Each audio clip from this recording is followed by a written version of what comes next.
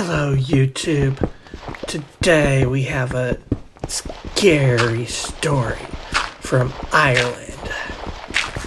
Years ago in Ireland, there was a young girl named Mary. Her family was very poor and they lived in a whitewashed cottage down on a country lane. She had 6 younger brothers and sisters and spent a lot of her time taking care of them.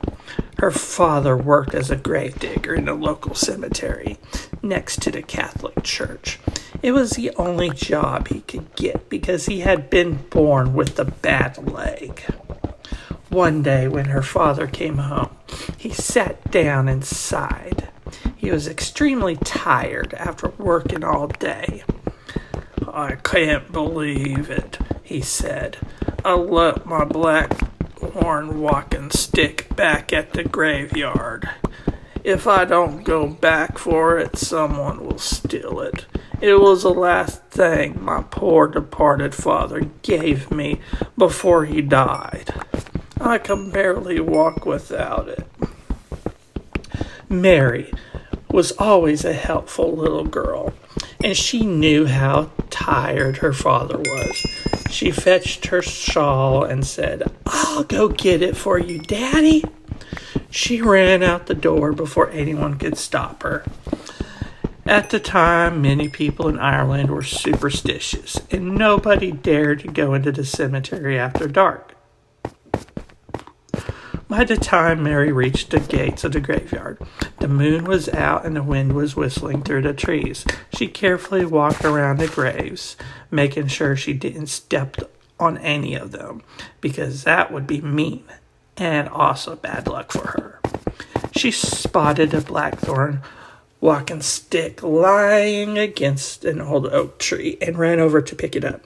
Unfortunately, she wasn't looking where she was going, and she fell straight down into a freshly dug grave. She got up on her hands and knees and tried to climb out, but the grave was too deep. Suddenly, she felt something crawling up her back. A chilling voice whispered in her ear, "Little girl, I have been waiting a long time for someone to drop by. Now that you're here, you must take me into town to get something to eat. I have a terrible hunger and an awful thirst on me." Mary's heart skipped a beat. She knew that the thing that was whispering in her ear could not be alive. She could feel its rotting fingers stroking her hair and its fetid breath blowing against her neck. The dead thing's arms wrapped around her body, and she could feel its ribcage digging into her back. She was helpless and alone. There was no doubt that the dead man would surely kill her if she didn't go and do his bidding. She reached up to the grave's edge and took a hold of 2 clumps of grass. Then she pulled with all her might. She felt the weight of the dead man dragging on her shoulders. Somehow she managed to lift herself out of the grave with the corpse still clinging to her back. As she lay in the mucky grass, trying to regain her breath, the corpse screamed in her ear, "Get up, young girl! Get up and carry me into town! I'll ride you like a horse!" Mary slowly got to her feet, and the dead man straddling her back. She trudged towards the village. When they came to the main road and saw a house, the dead man hissed, "Take me into that house so that I may feed." Mary climbed up on the steps with great difficulty. When they reached the front door, the corpse cried out, "No, not here, not here, for I do smell the stench of holy water." The frightened girl walked down the steps and went to the next house. Again, as they reached the front door, the corpse cried out, "No, no, no, no, no, no, away we go, for I do get the stench of holy water here as well." Mary walked on, down the road until they came to a third house. "This is a house that has no holy water," hissed the dead man. "Take me into the kitchen, and I'll find myself a bit to eat." Mary walked down the darkened hallway to the kitchen. There she let the corpse slide off her back and onto a chair. All that was in the cupboard was some porridge and some dirty water. "I'll teach these vagabonds and blackguards not to leave me anything. Let me in on your back again, Mary." And she did. The dead man commanded her to do so. "Now take me up these stairs." Mary was reluctant to go upstairs because she knew the family who lived in this house. She went to school with the 3 boys who slept upstairs, but the evil corpse dug its bony fingers into her neck and threatened to choke her to death. She slowly made her way to the top of the stairs. There, in a pale moonlight, she could make out the figures of the 3 young boys lying fast asleep in their beds. The corpse took out a sharp knife and slit each boy's throat. Mary turned her head and looked away as she couldn't bear to watch what was happening. The dead man collected their blood in a jug. With the first drop of blood, their breathing stopped. With the second drop of blood, their hearts stopped beating. With the third drop of blood, all life left their bodies. He took the jug full of blood and said, "Take me back down to the kitchen so I may feast." Mary sadly walked down the stairs and into the kitchen. The dead man took the bowl of porridge and poured the jug of blood over it. When he was finished, he took a spoonful of the bloody mess and gave it to Mary. "Eat this," he said. "No," she cried. "You'll do it, and you'll do it now," he said as he wrapped his arm around her throat. She took the spoon from his grasp and brought it to her lips. The dead corpse picked up the bowl and began to slurp and lick up the bloody porridge. While he wasn't watching, Mary quickly threw the spoon on the ground. The corpse put down his bowl. "We must hurry," he hissed. "I must be back to my grave before the morning comes." As they left the house, the corpse began laughing insanely.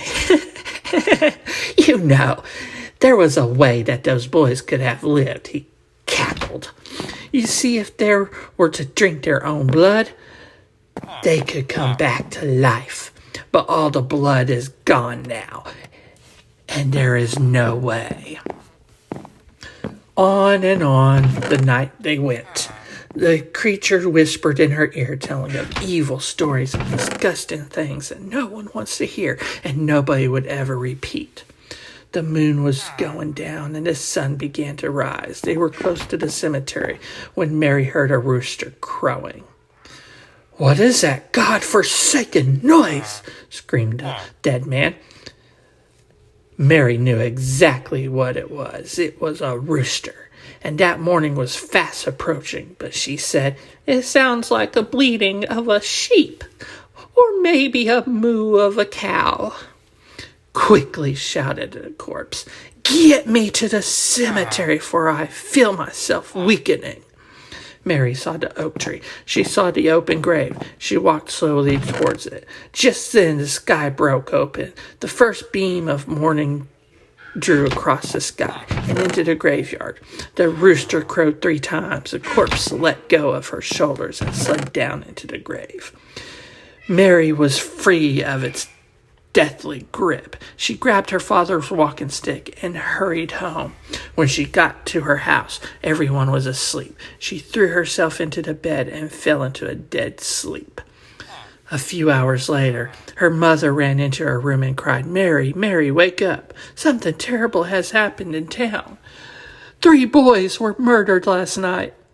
Mary stirred, and her mother could see that her hair was matted and tangled. There were dark circles beneath her eyes. Her dress was dirty, and it looked like there was blood stains on it. Mary headed into town. When she got to the house where the dead boys lived, she could see that the entire village was trying to console the devastated parents. She went up to the father and said, "Please, please, let me inside." "No, Mary, I can't do that," he replied. "What lies upstairs in that bedroom is not fit for the eyes of a young girl to behold." "But you don't understand," insisted Mary. I think I can save the lives of those 3 sons." "Mary, if you could save my 3 sons from the clutches of death, I would be forever grateful," he cried. "I ask nothing," said Mary, "but that you let me go in there alone."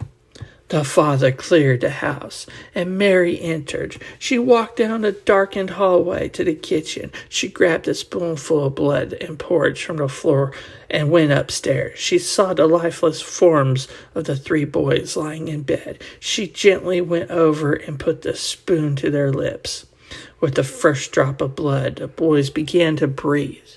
And with the second drop of blood, their hearts started to beat.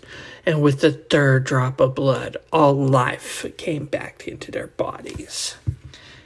And what rejoicing there was when Mary walked outside. The 3 boys were alive and well. The overjoyed father came over to Mary and said, "You have made me the happiest man ever to live.